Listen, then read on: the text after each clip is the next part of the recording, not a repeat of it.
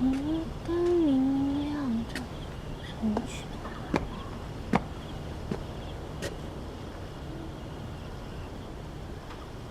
在你后面。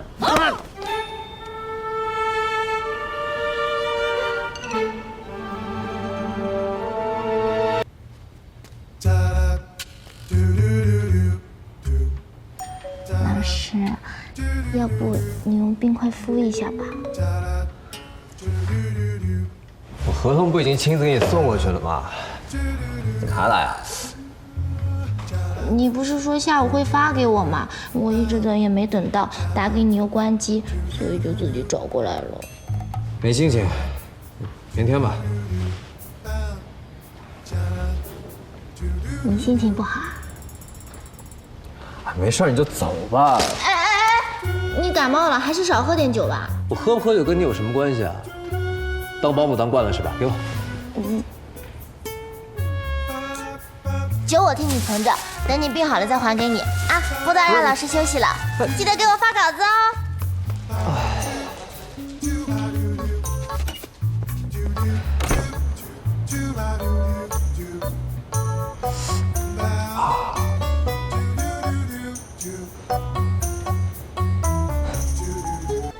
喂。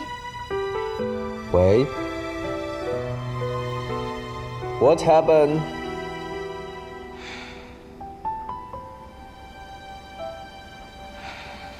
我每一天像一只狗一样蹲在周川家门口，好不容易签回来的合同，他们竟然让别人来跟进，完全把我撇开了。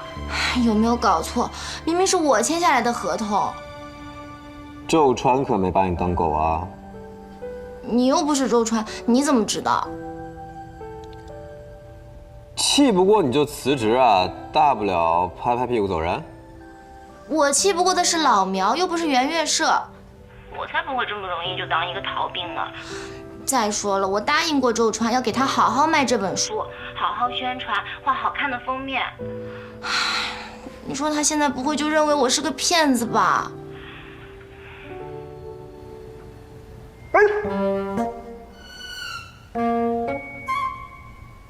你家养狗了？多大点事儿啊！这本书的责编已经定下来了，那你怎么没反抗一下呀？那平时你虎了吧唧的，这会儿时候你怎么就闷声吃哑巴亏了呀？我反抗了，但是老苗是副主编，是我的直系上属，哎。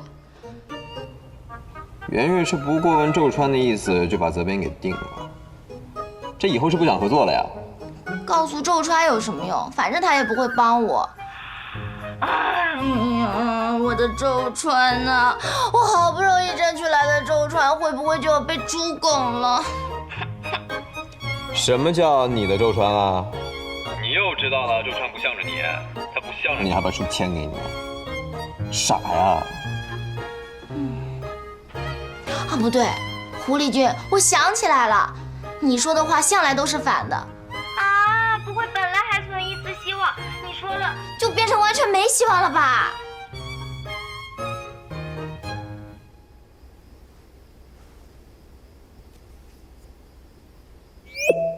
快去吃饭。哟，嗨，周川老师，这么快就到了？哎，外面下雨了，没来淋吧？好。小鸟，赶紧准备咖啡啊！好。好，你请，请。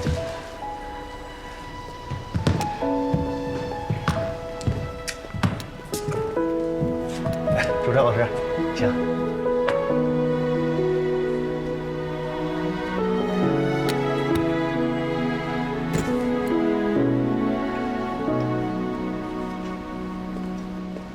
你要打电话给我说你们为了争洛河神书的审稿和责编署名，趁着鸡飞狗跳的。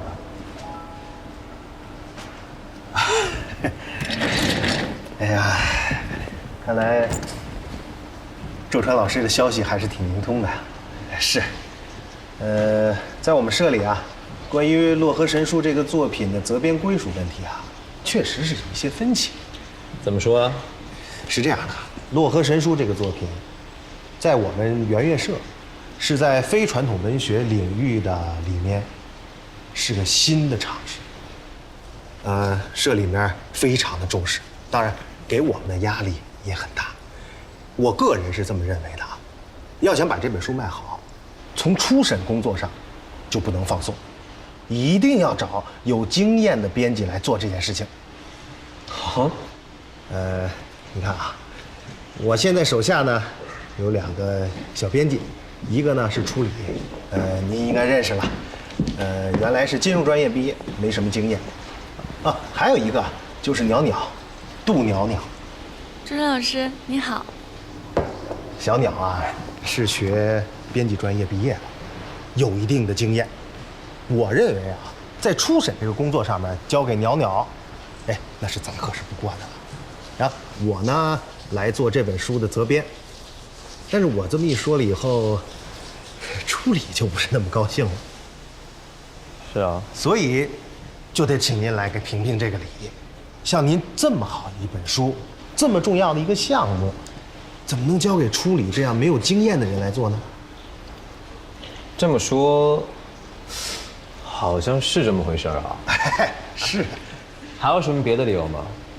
周川老师，我一直是您的读者，您的《东方异闻录》我看了就不下3遍，每一次看都觉得您不愧是书香门第出来的，周老先生也是后继有人了。书香门第，后继有人，简直是少年天才。老苗啊，哎，各个出版社各形各色的编辑，我打过不少交道了。我一直以为你们这行有个不成文的规定，就是谁签回来的书，责编就是谁，是不是？然后从书的项目成立到审稿，到封面设计，到最后的发行宣传，都是这个责编一个人包办。漯河神书的责编是你吗？我说是你了吗？周川老师，我呢也是本着对你的作品认真负责的态度才接下这一本书的。毕竟啊，这么重要的项目，不能交给像初理这样，刚来社里没多久、经验不足的这么一个新人吧？新人啊，一个新人签下了你没有签成的合同，然后你现在把人摘干净，这不太好吧？还有啊，别再1次、2次、3次的说什么书香门第、父子传承。我们家老头觉得我跟他不是一路的。我周川不是什么天才，就是一个3流垃圾快餐文写手。这是我们老头子的原话。周川老师，是不是我说错了什么？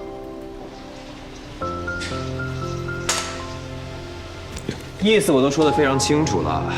如果你们要搞什么办公室斗争的话，我管不着，但是别把主意打到我头上。这本书的责编只能是处理。如果余姚做不了主，我就去找上面的人来做主。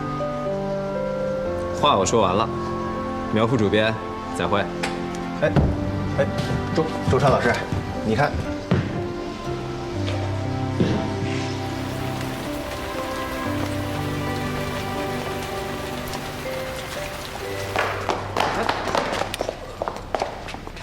伞呢？我忘了。周川老师，等等。干什么？那个漯河神书，你能不能用我当责编啊？如果你给我这个机会，我不需要责编。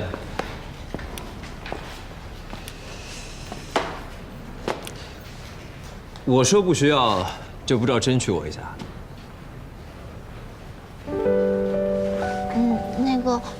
周川老师，我知道你来这里跟老苗说了什么，他都发朋友圈了，但是你能不能考虑一下我呀？我真的很想当漯河神书的责编。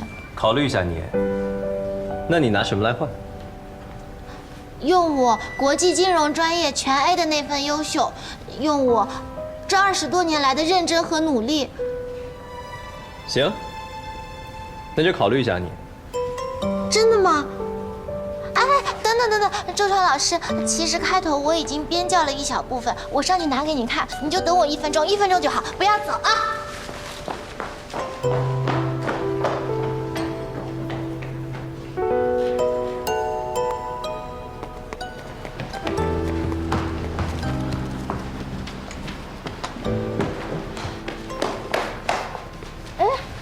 呢？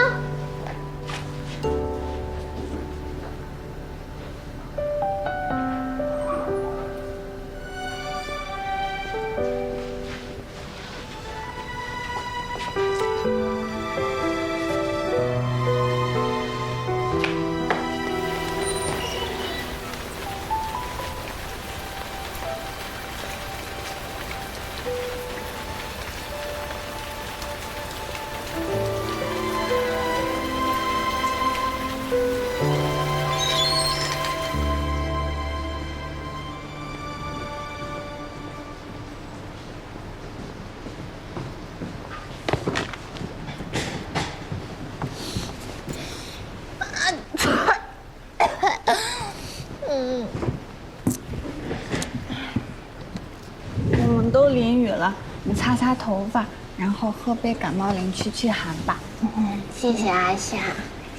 书里，我刚才看手机，女主编在工作群里公布了洛河神书的初审由你来做，而且由她亲自带着你审稿，并且联合署名。而且这本书的责编是你，是周川老师亲自指定的。恭喜你啊，助理，能让周川老师钦点。像犯错的小孩，心跳忽然多了一拍。当你看过来，当万物皆可爱，怎么只有自己奇怪？I got a million ways， 却说不出来。我的理智明明一直都在。臭狐狸，臭狐狸，臭狐狸！出道1个礼拜，好像你并不意外。你又发什么疯？是不是有好消息啦？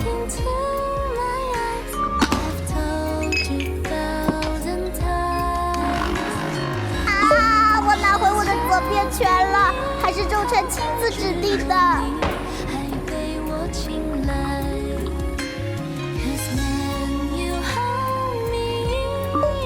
我就说吧，周川肯定向着你啊！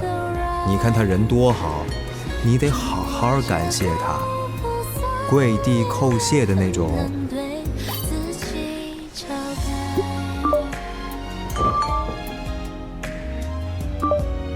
倒也不必。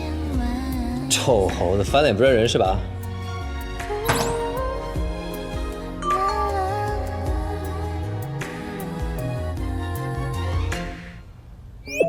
对周川老师最大的报答，就是让他的书大卖，卖到印刷厂倒闭。还算你有点良心。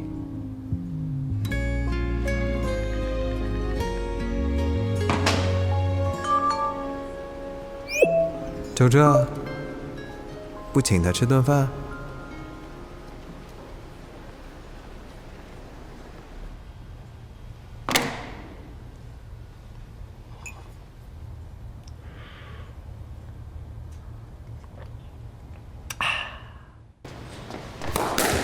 周川老师，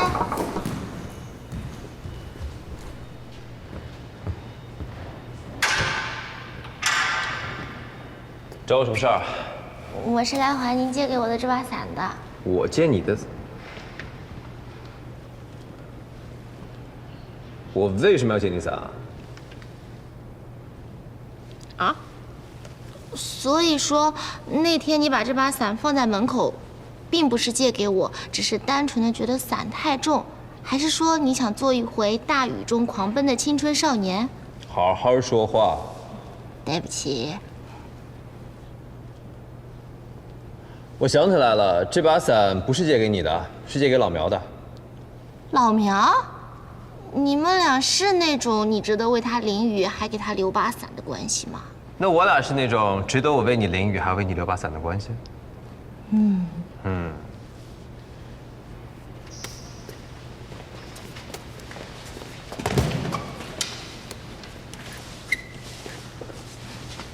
老师，喝水。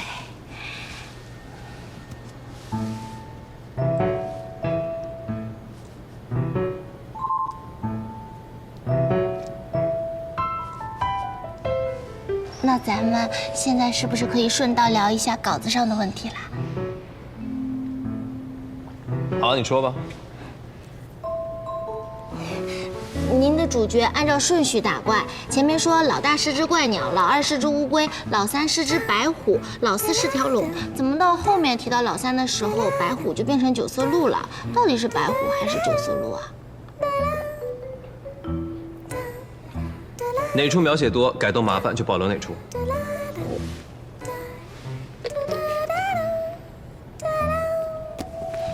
还有，前面你说男主他娘因为病重死了，为什么到后面他娘又突然出现了？那就把他娘死了这句话给删了。以后不是这种原则性问题啊，这种鸡毛蒜皮的小瑕疵你就不用过问我了啊。等等，周川老师，其实有一个原则上的问题。您的这本小说，体量严重超标，能不能麻烦您删掉10万字？10万字？那这本书你干脆别出了。no！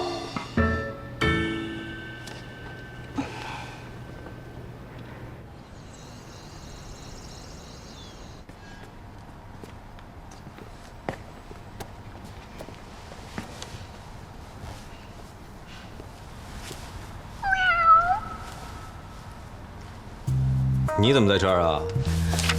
打你电话又不接，我就问了小白，小白说你在这儿。删10万字的事儿你就别想了，就给了这么点羞辱人的保底印书，还想让我们的大胖儿子减肥，真是做梦吧。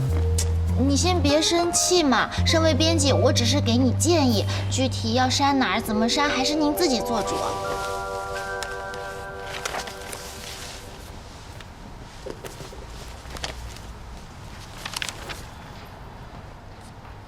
还不错啊。谢谢老师夸奖，这都是我应该做的。不过是不是多的有点太触目惊心了？这儿一整张都被打成了大红叉，哇，力透纸背，有些地方甚至还被划破了。我可从来没有见过这么包含有情绪的大红叉。怎么是我写的东西太难看，让您很生气是不是？不是，这个情节前后出现了2次，我觉得怎么着至少删掉1次吧。不懂创作规律就不要乱说话，我所有的安排都是有我的原因的。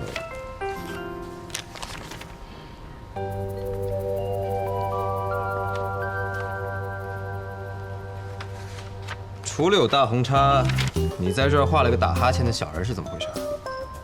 是我写的东西太无聊？啊，我想起来了，我看这一章的时候体力有些不支，太累了。我写的东西让你看睡着了？没有，我没有睡着。如果我们不削减一些内容的话，这2本书就会做得太厚，太厚的话，价格势必就会往上调，到时候可能会影响读者的消费购买力哦。这我倒是没想到啊，继续说。多出来10万字的话，一页纸正反2面都印500字，那就会多出100页，价格要调个10块钱左右。我们都想把这本书卖好，到最后能不能有所取舍？不愧是学金融的，钱上面算得挺快。我一定会学以致用，势必把这本书做好。对了，编校我已经寄了一份去你家里，你只要把想删除的地方做上标记就行了。但是作为编辑呢，还是个门外汉。今天我就给你上一课。迎合读者就是作家走向坟墓的第1步。